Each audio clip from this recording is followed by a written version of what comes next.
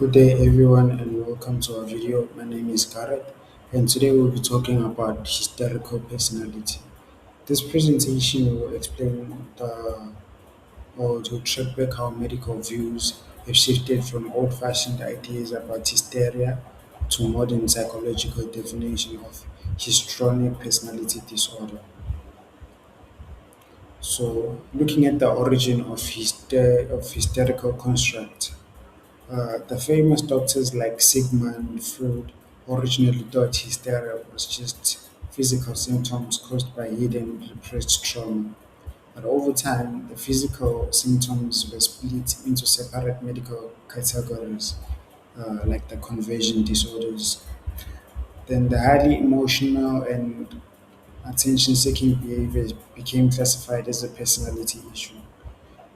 In 1980, the name was officially changed to histrionic personality disorder to remove negative stereotypes associated with the old word hysteria. So, looking at the clinical portrait and the diagnostic core pillars, there are three main diagnostic behaviors. So, people with HPD display a constant pattern of intense emotional display and a strong need to be noticed. The first one is dramatic exaggeration. This is when people show intense theatrical displays of emotion that change very quickly and can feel fake or performative.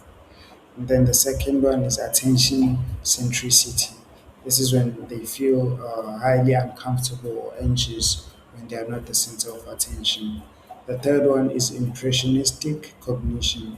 This is when they speak with a lot of passion and drama, but their speech is very vague and completely lacks raw facts or details. So moving on to the DSM-5 TR diagnostic criteria. So to be diagnosed with HPD, a person must at least meet, most of these specific traits, at least five. The first is attention seeking. The second one is interpersonal seductiveness. The third one is emotional volatility. And the fourth one is aesthetic focus. The fifth one is vague cognitive style. And the sixth one is social suggestibility. Moving on to the prevalence and the demographics. Well, when it comes to the numbers, HPD is found in about 2 to 3% of the general population and 10 to 15% of psychiatric outpatients. And then when it comes to gender, people used to think this was an overwhelmingly female disorder, but modern studies have showed that it affects men and women almost equally across all clinical settings. Moving on to the diagnostics and the dynamics or checking the difference. There's a thin line or thin border between HPD and narcissistic personality disorder.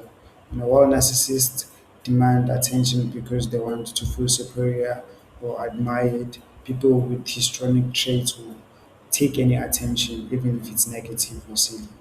And then also people with borderline personality disorder. Its features include distractiveness, self-harm, severe emptiness, and people with histrionic traits have a higher ability to hold jobs and maintain social lives. Moving on to the psychodynamics and defense mechanism. People with HPD unconsciously use four mental defenses to handle stress and shield their ego. These include repression, regression, dissociation, and sexualization. When it comes to the evidence, talking therapies like psychotherapy are the best choices to help these patients build better coping skills and true self esteem. This may include supportive therapy, psychodynamic, and cognitive behavioral therapy. So, this is all for our presentation. Thank you so much.